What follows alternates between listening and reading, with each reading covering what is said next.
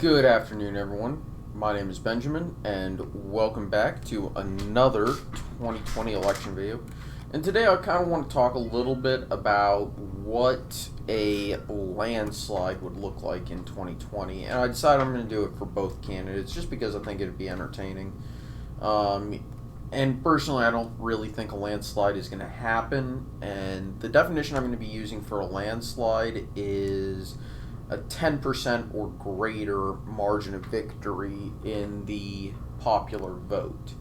So let's take it to what a dead even popular vote would look like, which for the Democrats probably is not a situation they want to be looking at. Yeah. So I can see the argument for Virginia being included. But this is what a 50-50 election would look like, or, basically popular vote is even, so 49-49, 48-48, 46-46, 47-47, you get the point. So what happens if we crank that all the way up to get a 10% margin of victory in favor of Donald Trump? So, we're going to have to take Colorado, we're going to have to take Virginia, and maybe I can see New Mexico. We'll go ahead and add in New Mexico, but the reality is the Republicans, once they take off those remaining swing states, it gets really, really difficult for a Republican to win, say, the Eastern Seaboard. These states would certainly be competitive, but he wouldn't be. Trump would not be winning them in a 10% victory. It'd be very close. You can make the argument for Delaware, for example.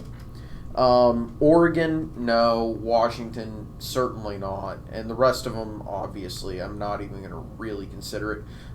This first congressional district in Maine would also be reasonably competitive too.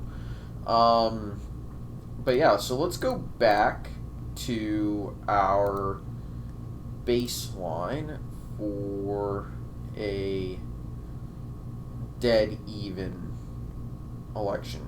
I can't remember if I included Nevada, but I'm pretty sure I did. Yeah, okay. So this is 50-50 again. So what about a 10% win for Joe Biden?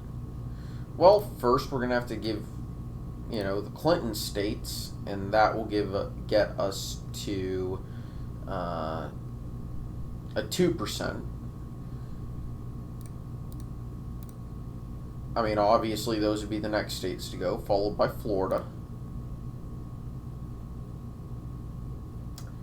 Then we're going to talk about that electoral vote. North Carolina for sure, Arizona for sure. I'm not going to touch Texas and Georgia just yet because they are a lot more inelastic than the rest of these states. Certainly Nebraska's 2nd congressional district. Iowa and Ohio would probably flip back.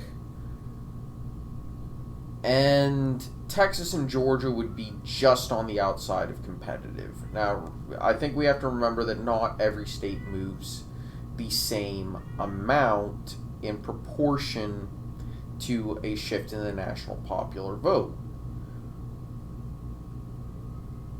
And that's just the truth. Okay? A state like Mississippi is not going to move a whole lot, whereas a state like, say, New Hampshire will swing dramatically with shifts in the national environment. And that's because there's more swing voters, or voters who are prone to voting for both parties in New Hampshire, compared to, say, swing voters in, again, I'm going to use Mississippi as an example, as it's the least elastic state in the United States. So, hilariously, this is, if I remember correctly, the same margin of victory that Obama had in 2008 with a 7% electoral college victory.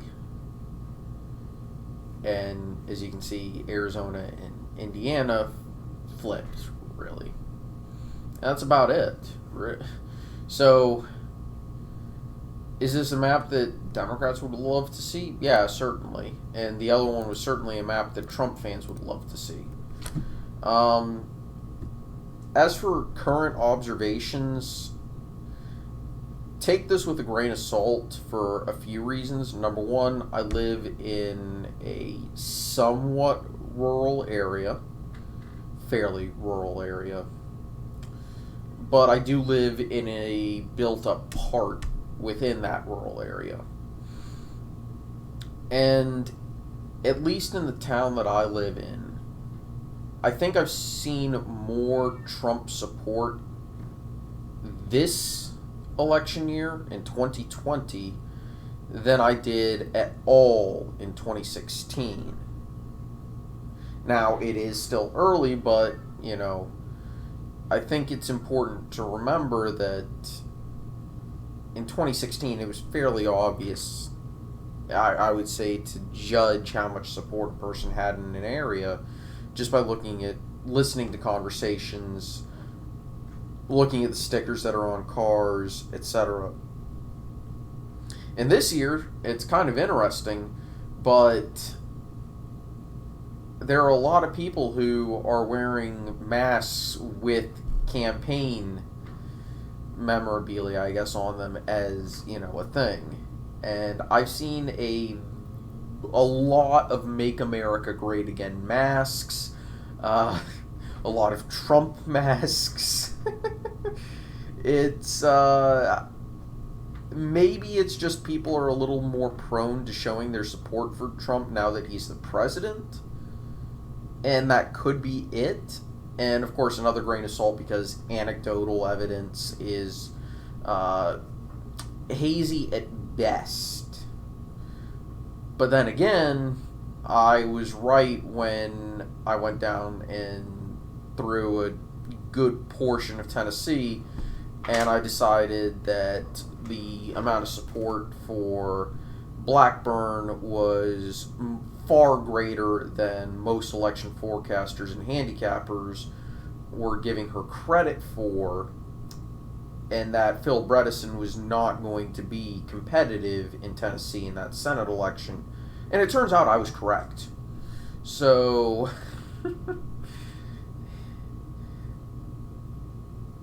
don't necessarily buy anecdotal evidence at face value, but with a preponderance of anecdotal evidence,